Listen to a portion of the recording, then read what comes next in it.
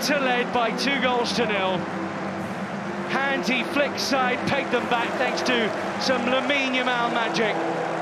After Thuram and Dumfries stunning goals. Ferran Torres got it level before the break, but then those Inter supporters were celebrating again after half-time. Dumfries scoring once more before Rafinha's rocket was turned into his own net by Jan Sommer. Lamine Yamal, the star of the night from a Barcelona point of view. Dumfries for Inter, Gary Breen. What an encounter with a second leg to come. Cannot wait for the second leg. How many more sleeps? Just 6, and we've had 6 goals. Barcelona 3, Inter 3.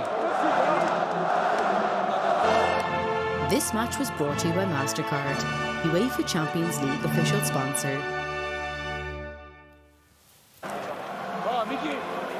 How many more sleeps? Asked Gary Breen there. Martin and Shay are with me in studio. We're already. I think I need to sleep now. I don't know about exactly. about 6 sleeps. Yeah, we might need to go home now. That man was outrageous. The whole night was just incredible, wasn't it? Oh my goodness, unbelievable. I know they're probably all off for an ice bath and a protein shake. These players, I think I need one myself. Watching that, we're up and down. Me and Martin in the studio here off air. It was such a great game. It was actually an absolute joy to cover and be sitting here and seeing some of the best footballers.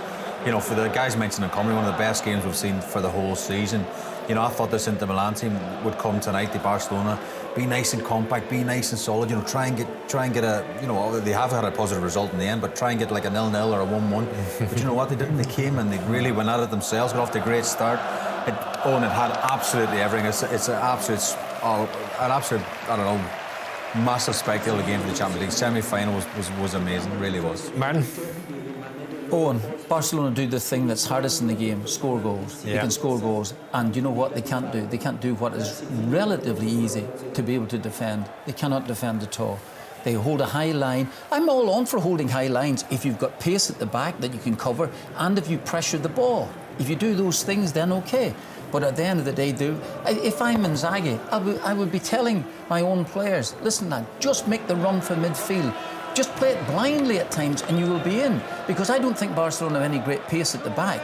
And tonight, it's been a fantastic game of football. Absolutely fantastic. That young man there is just a sensational footballer. 17 years of age. 17 years of age. That's presumably for his 100th appearance, that jersey, I would imagine. He's absolutely magnificent. They made it so hard for themselves tonight.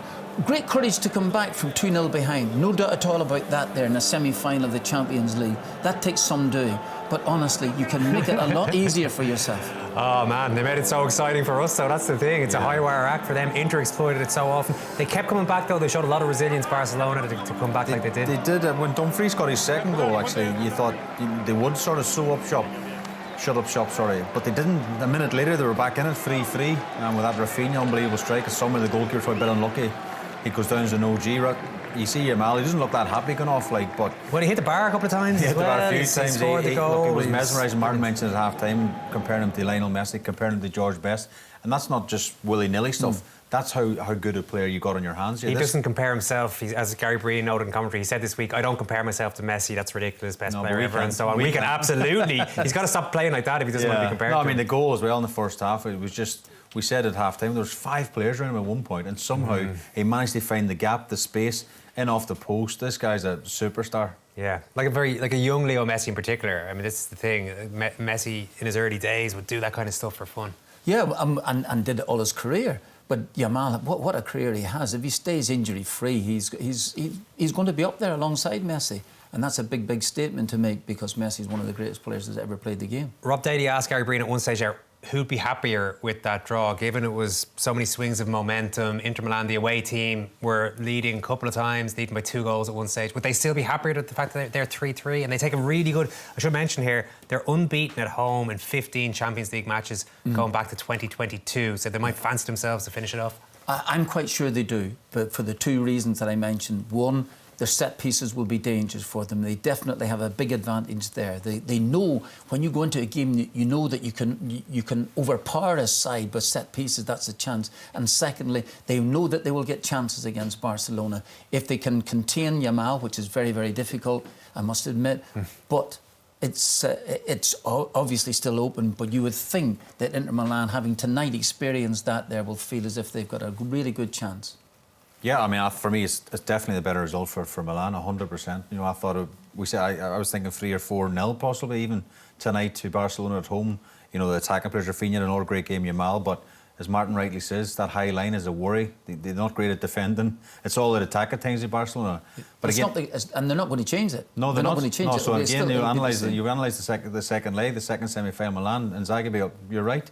Don't even look. The midfielder comes, you just hook it over the top of them, and you're in. Dumfries was in. I don't know how many times had they got the ball through to him. Absolutely. Is that their strength as well, though? That they play they play a high line, they play a high wire act.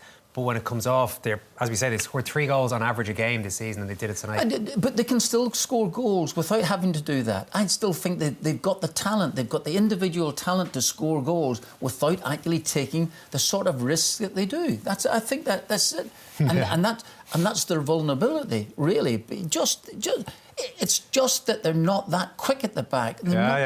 All right, okay. They're not that good at the back. OK, there you go. That's a manager talking. I mean, a lot of us have never managed a football team, and I think... It's only my opinion. Absolutely. I love Barcelona. I think they're beautiful to watch. It's really it's a gripping game. It was a fantastic football match.